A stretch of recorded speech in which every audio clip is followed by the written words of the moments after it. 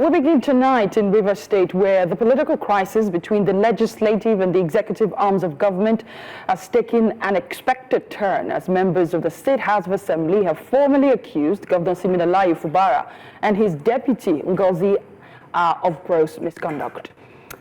Citing Section 188 of the 1999 Constitution as amended, 26 lawmakers, including the Speaker of the Assembly, Martin Amaluwe, accused Governor Fubara of reckless and unconstitutional disbursement of public funds and obstructing the Assembly, and for refusing to present the Rivers State Appropriation Bill 2024. Deputy Governor Ngozi Odu is blamed for appointing officials who haven't been properly screened or confirmed by the Assembly's majority. This move is widely seen by political analysts as a precursor to Governor Fubara's impeachment proceedings. Meanwhile, the executive arm of the Rivers State government is also accusing the House of Assembly of obstructing Governor Siminalayi Fubara from fully implementing the Supreme Court judgment. According to the Commissioner of Information, Joseph Johnson, who addressed the media on behalf of the state government, Governor Fubara has remained resolute in his commitment to enforce the Apex Court's verdict, but that the Assembly has been frustrating the governor's efforts. It's now common knowledge that members of the Right Honorable Martin Amewule-led Rivers State House of Assembly have, by their own actions, refused to allow the Governor of Rivers State, His Excellency Sir Dr. Siminalayi Fubara, GSS-ROS, to fully implement the judgment of the Supreme Court on the long-drawn political and legal battle that has lingered since after the ill-fated attempt to impeach him on October 30, 2023. Right from when this unjustified onslaught against Governor Fubara started, the gentleman has never left anyone in doubt about his unwavering commitment to peace and resolute determination to put Rivers people first over and above personal and or sectional interests.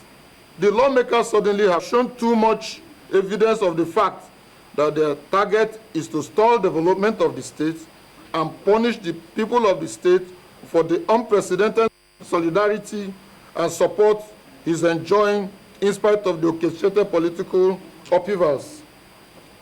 What they have tried to do to remedy the unreasonable decision of adjourning Senate die is to accuse the governor of not doing enough to implement the Supreme Court judgments.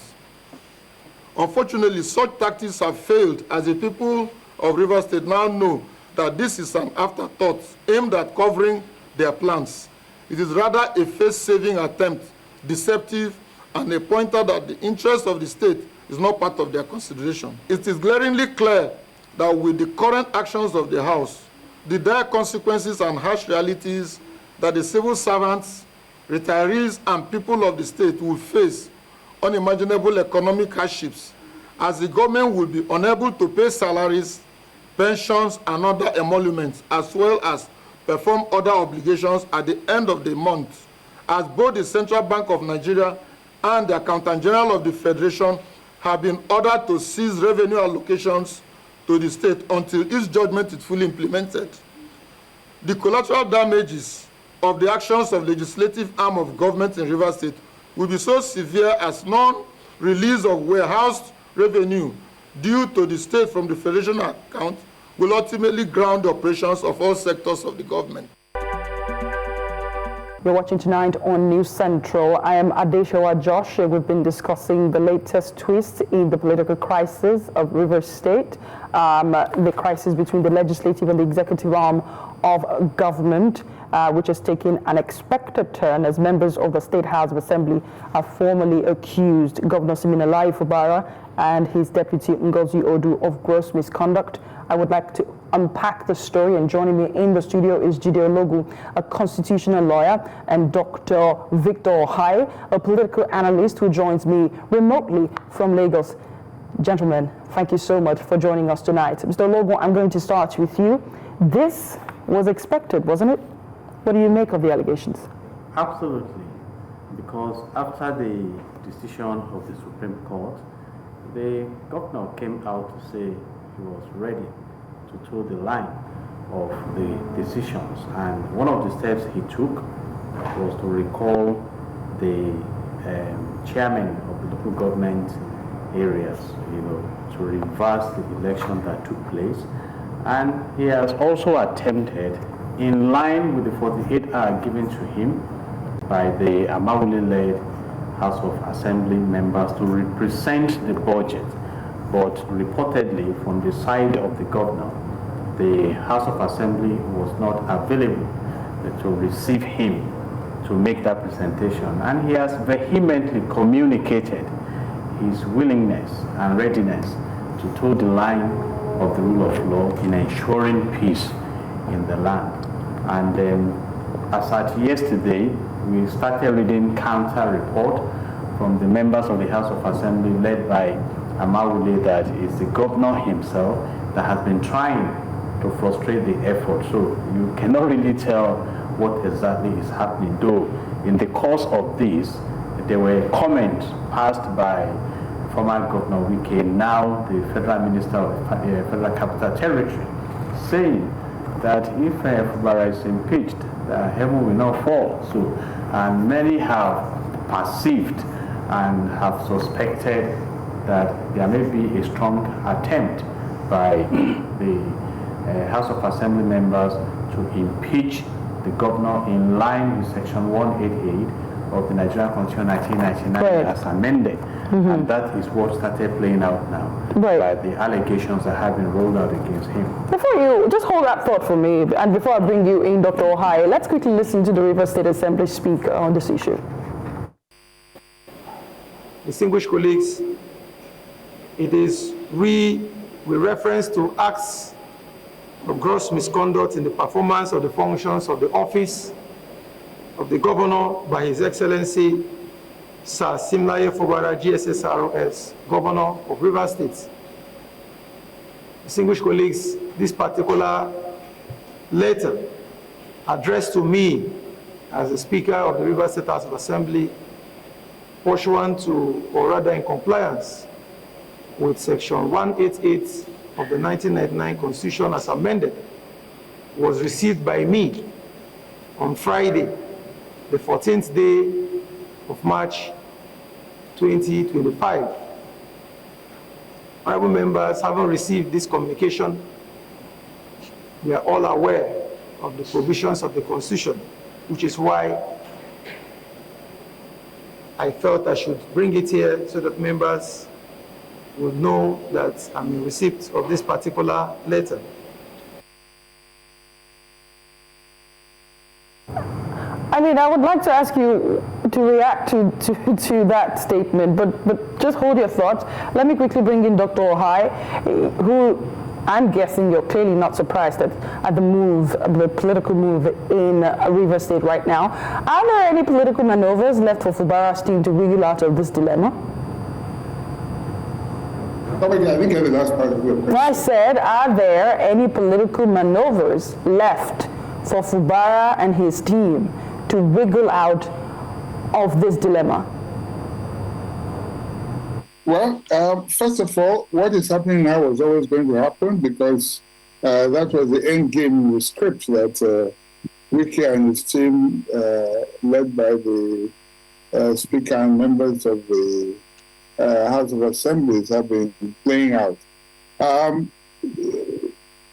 We have had leaders and elders from Rivers State in recent times, and people from the PRICS also threatened. The truth is that the governor is the choice of the people put him there, not the members of the House of Assembly. Not even Wike has purported. Wike may have nominated him, but at the end of the day, it is the people that voted him. Whether or not there is any manipulation, the people have come to accept him. And it is clear that the people on the street want Governor Fubara. And I don't think even the federal government should take lightly the threat that is coming from the PRICS about what may happen if Fubara is removed. And Fubara understands this, and he's playing cool as he has always done from the beginning.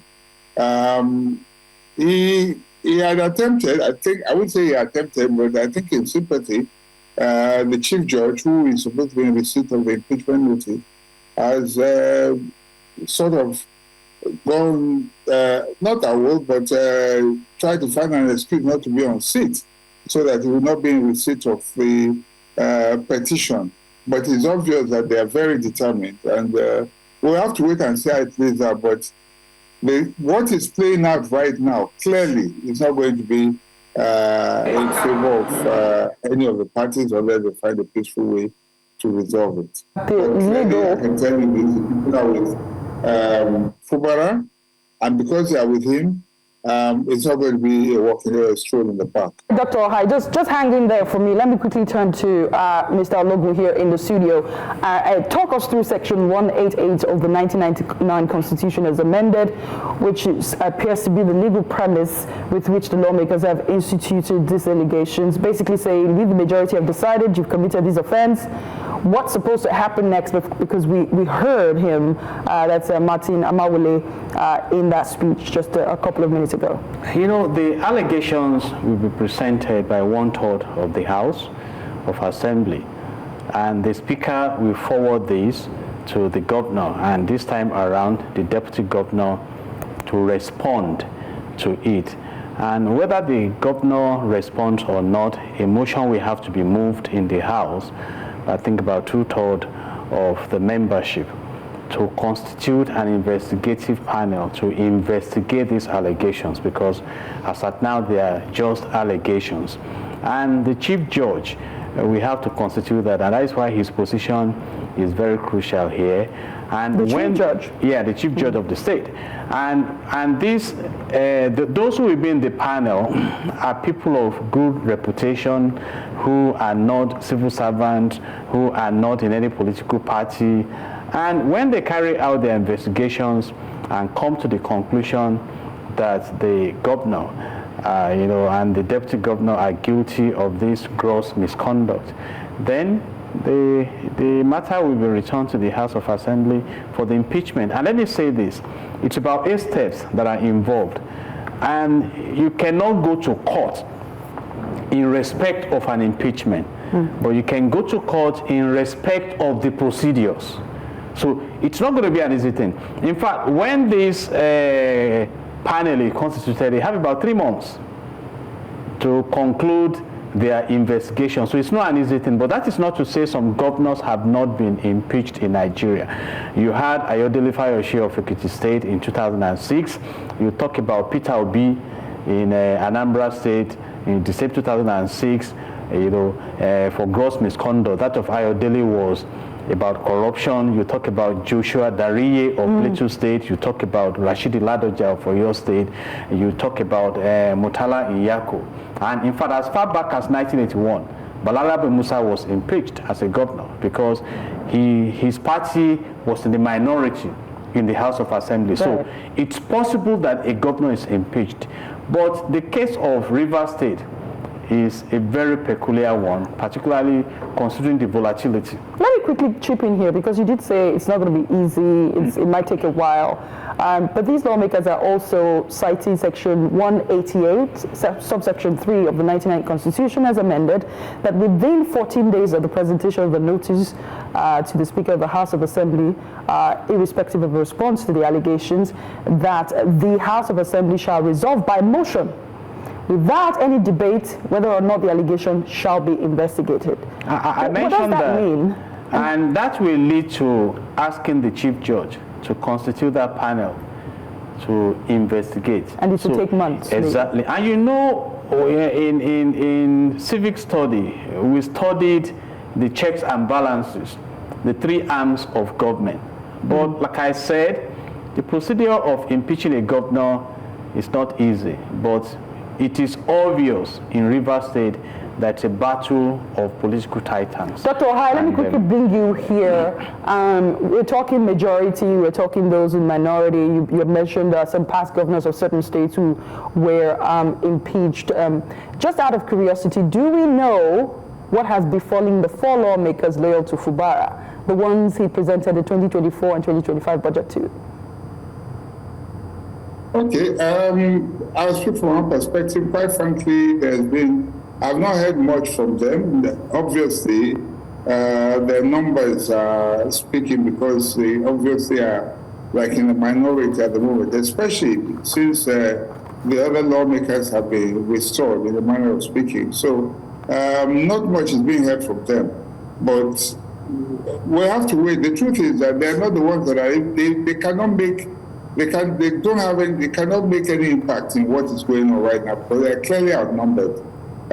So the only thing that can happen is that apart from whatever manipulations can be made through the judiciary, and when I say manipulation, I say so respectfully because I think that the people of Rivers clearly are not in support of what is going on. And anybody in a position there would not want to encourage, except those, of course, the other people would not want to encourage what is going on.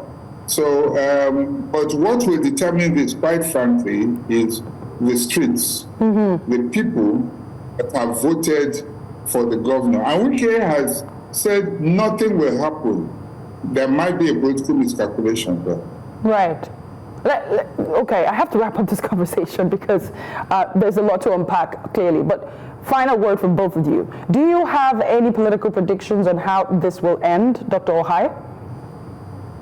Yes. They will attempt to want to go through with it. But in the end, whether Supreme Court or no Supreme Court, those 24 lawmakers may pay a very big price for the chaos they're bringing upon the state. Thank you for your thoughts. Mr. Ologun, the legal implications of an impeachment proceeding? It's constitutional, but how easy it will be, particularly with the stakeholders' interests, is another thing. And I just want to advise the people of Rivers State to borrow a leaf from Lagos State.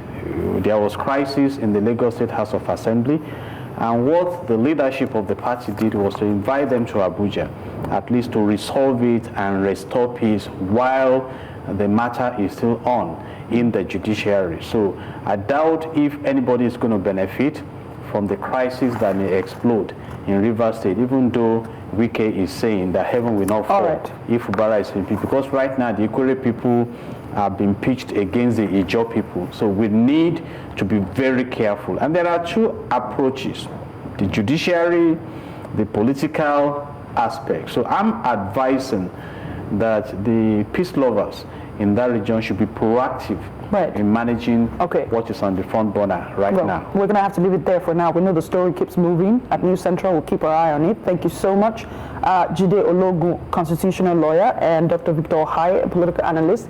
Thank you, gentlemen, for coming tonight. The Minister of the Federal Capital Territory, Nyesom Wike, has condemned the discrimination of settlers, also known as non-indigens, over the compensation on property demolition in Abuja. Wike made this known during a meeting with representatives and leaders from the Gishiri community in the Federal Capital Territory. The minister stressed that all property owners, regardless of origin, must be compensated. If I have a property and road is passing there, why would you not pay me my money? Why would you say that I'm a non-indigenous? Where does it work? I built a house, or I built a store, for example, and then a road is passing there. You are telling me you won't compensate me that I'm a non-indigenous? What kind of mental, what kind of thing? I built a house, and government is coming to do road there. Government is bringing down the house. You are telling me I'm not entitled to compensation because I'm a non-indigenous. How does it sound? Who is called an indigenous? So if an indigenous does not have a house, I will go and pay the indigenous when he does not have a house along the road corridor. How does it work? I think we should stop this. I will not take that rubbish. I won't.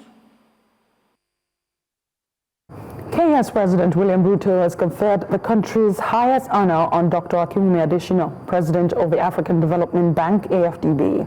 Chief of the Order of the Golden Heart is a prestigious award which recognizes Dr. Adesina's contributions to Kenya's infrastructure development, particularly in the advancement of the last-mile connectivity and Lake Turkana wind power projects.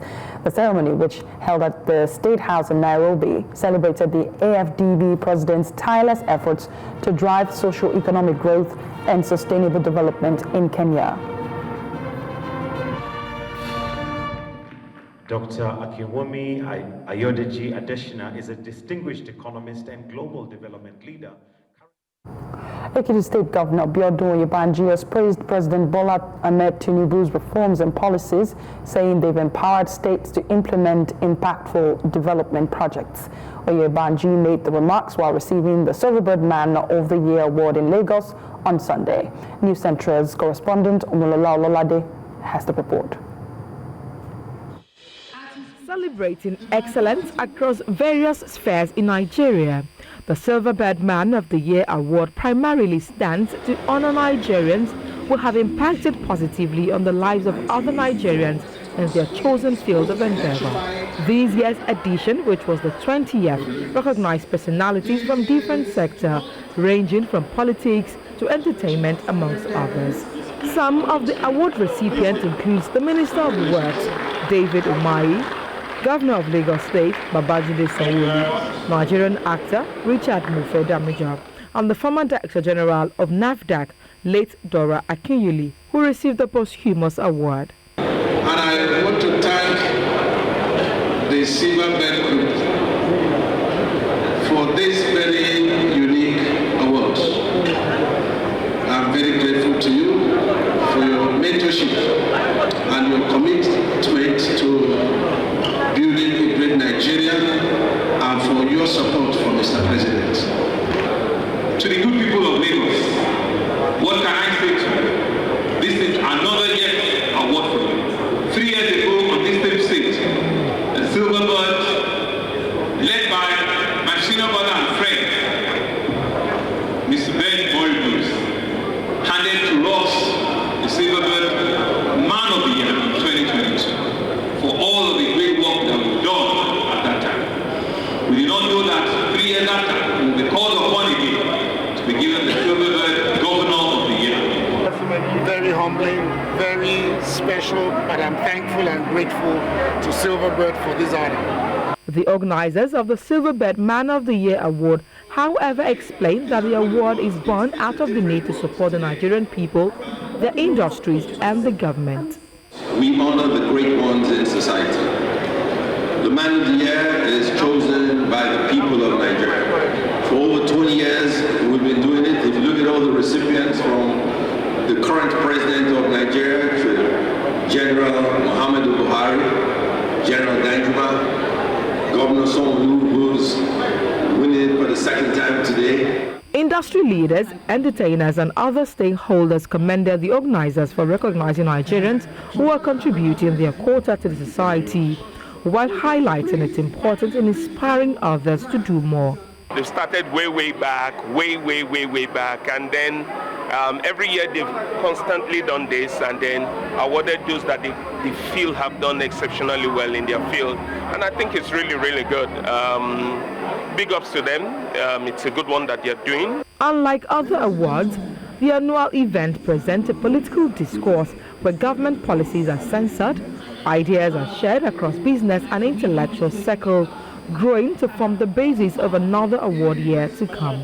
In Lagos for News Central, Omolola Ololade. Still ahead, Canada seeks partnership with Europe amid a tariff war with President Donald Trump. We have more on this story. Stay with us. Let's give you more details on the Silverbird Man of the Year. Ekiti State Governor Dr Akinwunmi has praised President Bola Ahmed Tinubu's transformative reforms and policies, saying they've empowered states to implement impactful development projects. Akinwunmi made the remarks while receiving the Silverbird Man of the Year award in Lagos on Sunday.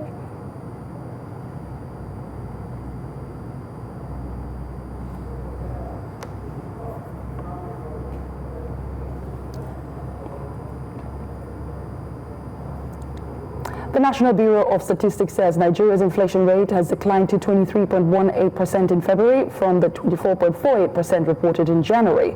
The Bureau says the headline inflation rate in February rose marginally by 1.3 percentage points when compared to the January 2025 headline inflation rate. On a year-on-year basis, the February 2025 inflation rate stood at 8.5.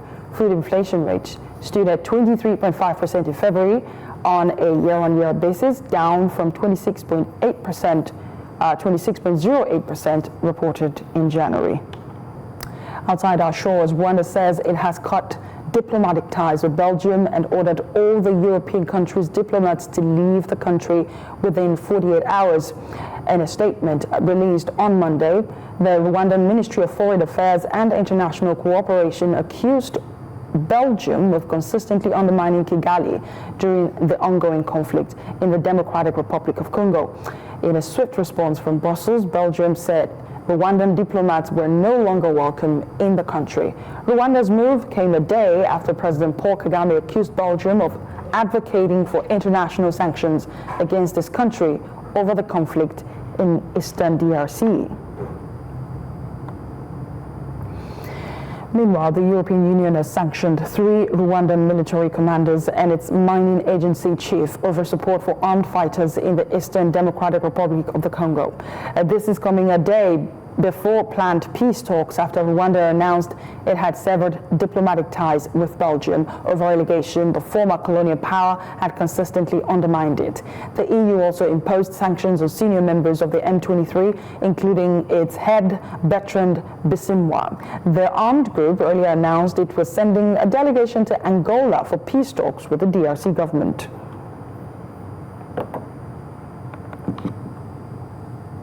Canada's new Prime Minister Mark Carney has visited Europe on his first foreign visit as leader. This is in a stark contrast to the hostility channeled towards Canada by U.S. President Donald Trump.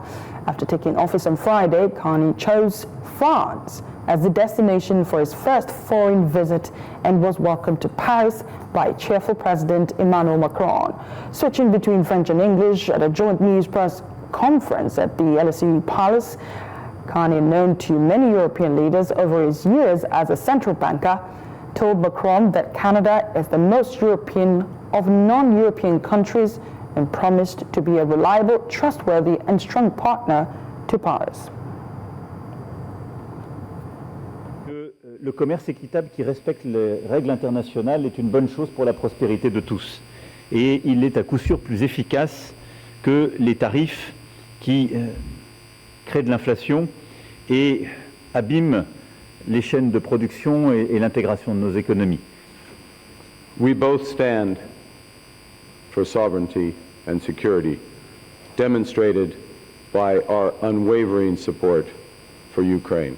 Nous devons renforcer nos liens diplomatiques pour faire face ensemble à ce monde de plus en plus instable et dangereux. Et nous devons créer plus d'opportunités for nos entrepreneurs. I want to ensure that France and the whole of Europe works enthusiastically with Canada, the most European of non-European countries.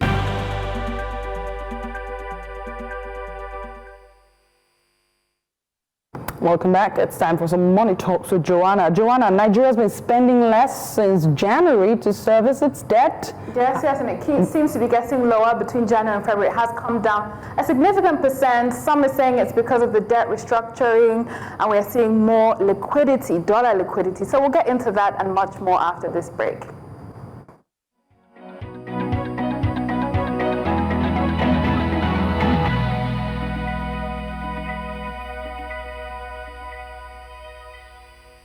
Business News in association with Money Master PSB, the easy way to master your money.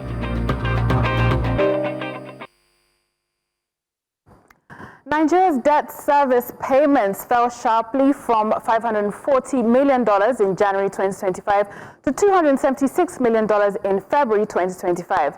According to the Central Bank of Nigeria, this drop aligns with the federal government's efforts to restructure debt and improve dollar liquidity.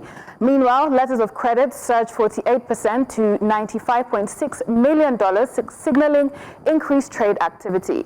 President Bola Tinubu noted a revenue-to-debt service ratio reduction to 65% from 97%. Analysts credit improved tax collection, rising oil revenues, and ongoing debt restructuring for the easing debt burden, though concerns persist about Nigeria's growing total debt stock. And Ivory Coast cocoa mid-crop remains on track despite below-average rainfall, according to reports from farmers.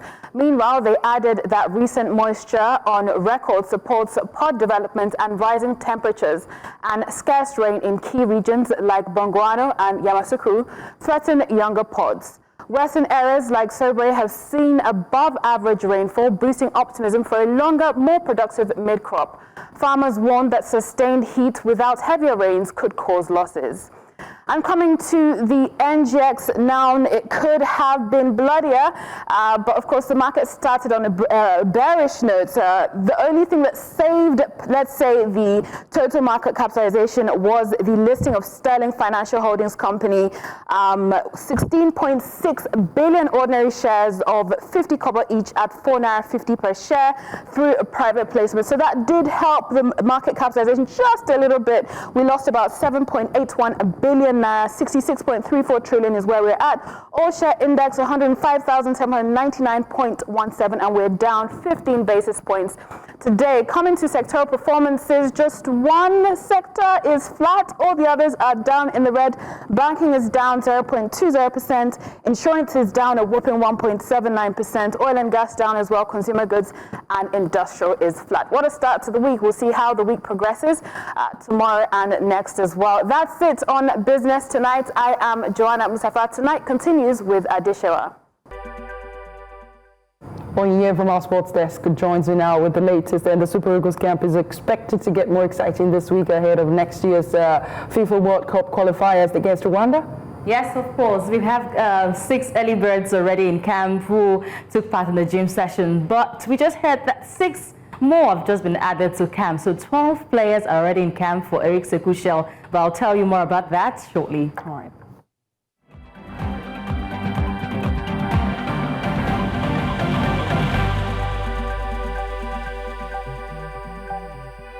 Sports Update, brought to you by Corn Oil.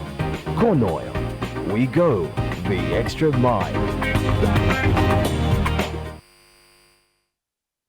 In sports, early arrivals at the Super Eagles camp in Kigali have commenced light gym sessions ahead of their 2026 FIFA World Cup qualifying match against Rwanda. 6 players took part in Monday evening session, including Simon Moses, Victor Boniface, Rafael Onyedika, Jordan Torunariga, Stanley Nwabali, Samuel Chukwueze, Bright Osai, and Igor Obu. More squad members are still expected tonight. The first full training session under newly appointed head coach Eric Shell is scheduled for Tuesday. With Nigeria failing to win any of their first 4 Group C matches, Shell is under pressure to deliver results for the Super Eagles' fight for their spot at the 2026 World Cup qualifying after missing out in Qatar 2022. The match against the Amavubi of Rwanda is set for Friday, March 21 at the Amahoro Stadium in Kigali before the team returns home to face Zimbabwe next Tuesday. The Nigerian Football Federation is set for the groundbreaking ceremony for the brand new NFF FIFA Players Hostel and training facilities in Abuja. The ceremony will be officiated by the Speaker of the House of Representatives, Tajuddin Abbas. The 68-room hostel, located at the MKO Abiola National Stadium, includes 62 single rooms, 4 suites, and 2 executive suites. Alongside the hostel, 2 new training pitches, 1 synthetic and 1 natural grass, will be built, along with the reconstruction of the existing synthetic pitch. The project includes spectator terraces with almost 2,000 seats and new dressing rooms for the players and officials. Funded by FIFA through the FIFA Forward 3.0 program, the project is expected to be completed in 24 months. The Nigerian Women Football Federation, they have confirmed venue changes for 2 key fixtures for the 2024-2025 NWFL Premiership as it resumes on March 19, 2025 after a 2-week break. Ekiti Queens FC second round clash against Ado Queens FC, initially set for the Oluyemi Kayode Stadium in Ado Ekiti, has been relocated to George Abazika Imi Stadium in Ilorin due to ongoing rehabilitation. The match will now be played on the 19th of March 2025. Additionally, Adamawa Queens FC will host their remaining home games at the refurbished Makwada Stadium Newman, starting with the match against Rivers Angels on the same day. NWFL Chief Operating Officer Mudupe Shabi stated that the changes were made to maintain match quality and player safety, with all clubs duly informed. Nigeria's under-18 men's handball team secured a second-place finish at the IHF Trophy Intercontinental phase after a 34-30 overtime loss to host Kosovo in the final. The match held in Pristina saw Nigeria leading 26-24 with under 3 minutes left, but Kosovo forced extra time and secured victory. Now, despite the loss, Nigeria's Mustafa Mohammed emerged as the tournament top scorer with 43 goals. Meanwhile, the under-23 men's team, they finished fourth in the 2025 IHF Emerging Nations Championship in Bulgaria, losing 30-23 to Bulgaria in the semi-final and 31-28 to the USA in the bronze medal match. And that's it in the world of sport. I am Onyinyechi Obaru. The news continues with Adesina George. Welcome. It's time for entertainment news with Sam Dandy. He has the latest in the Ashake family feud and other stories. Sam? I'm excited. I mean, Nigerians share the same sentiment. Most people, I mean, this sparked an entire conversation around, an absentee father. But from what we hear, Ashake has sorted out his father, so there's no need for us to cry about it. We're going to need a background. You're going to backtrack that a little bit. I definitely am. Just stay with us. Of course, I'll bring you details after this short break. Now let's get into all the exciting details of entertainment. Nigerian hip-hop star Ahmed Ololade, popularly known as Ashake, has reconciled with his father, Fatai Odusi, after last week's public fallout. Now, days after Odusi accused his son of abandoning him since his health declined in 2022, a new video surfaced on Sunday confirming that they have settled their differences. Speaking in Yoruba, Odusi revealed where he said, "We have sorted all the problems. We are no longer fighting. Ashake has promised to do everything I need, including buying me a new house and covering my medical expenses." Now, the music star has also pledged to take full responsibility for his 11-year-old daughter, Zinat, ensuring her well-being. I must confess, this one has brought a lot of conversation around absentee fathers, and people are saying, hey, if you have the money, you make a lot of the money, you can as well just, support your family and friends. I mean, the narrative before was the people weren't sure, he wasn't sure, Shaka, that is, whether or not the guy claiming to be his father was actually his father. Yeah. So maybe there was a paternity test at some point, and now it's his father. But it's good that he's extending this graciousness and this generosity to this man who allegedly wasn't there for him. Right. And more importantly, that he's not letting that happen. He's dumping that trend in the family, Of abandoning. Yeah, I mean, that's quite... I mean, he did react to the news, of course, once the allegations were made about not supporting, making jokes about my papa as Kacholimi. So I think everyone kind of knew that this is for him to have said and that. now he's taking responsibility for his daughter also. That's great. That's great. Well, let's move to the international scene. Will Smith is in the news. Now, he's making a highly anticipated return to hip-hop with his first album in 2 decades. Wow. The actor-rapper announced on Instagram that based on a true story will drop on March the 28th, so we don't have to wait too long. It features 14 tracks and collaborations with DJ Jazzy Jeff, Tiana Taylor, and Jack Ross. Now, this follows the release of his January single, Beautiful Scars, featuring Big Sean and Ubangane. Now, Smith, who first rose to fame in the late 1980s as part of DJ Jazzy Jeff and The Fresh Prince, of course, transitioned into Hollywood superstardom while maintaining a successful music career. However, his reputation took a hit after, of course, the infamous 2022 Oscar slap, which led to a 10-year ban from the Academy Awards. Now, with this latest album, Smith appears ready to refocus on music and reconnect with fans. This one's also some good news. I mean, while, of course, we do hope that he can win in the coming years an Academy Award, it seems like at least music was still his first love. So, what do you think? Why did you guys have to add to the slap? The internet does not forget. We don't, and it's entertainment, right? We never forget too. Let it go. But yeah, I like Will Smith. Well, that's much entertainment. I'm Sam Dandy. And that's the news tonight. But before we go, here's a reminder of our top stories. It's accusations and counter-accusations as Rivers Assembly serves notice of gross misconduct on Governor Siminalayi Fubara and his deputy. Nigeria's headline inflation falls again, eases to 23.18% on year in February. Rwanda cuts diplomatic ties with Belgium amid calls for international sanctions over its role in DR Congo crisis. Remember, you can send your eyewitness report to the WhatsApp number coming up on your screen. Follow us on all social media platforms. We are at News Central TV.